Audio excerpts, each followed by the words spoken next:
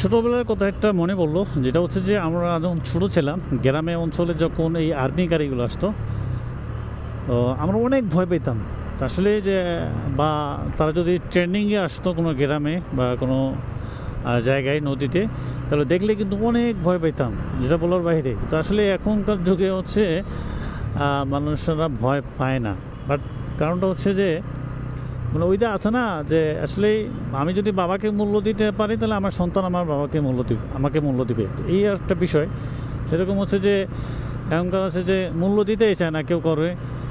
তো সুতরাং হচ্ছে যে আগের তুলনায় এখনকার মানে বিষয়গুলো অনেক কিছু ভিন্ন।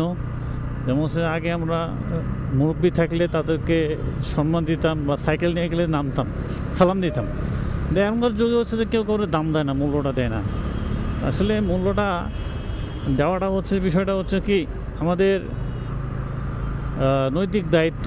বা এখনকার ওই শিক্ষিত মানে ছোটো থেকে যেটা কালচার ছিল আগে, বর্তমান সেটা নাই, মানে সেটা নাই বলতেই চলে।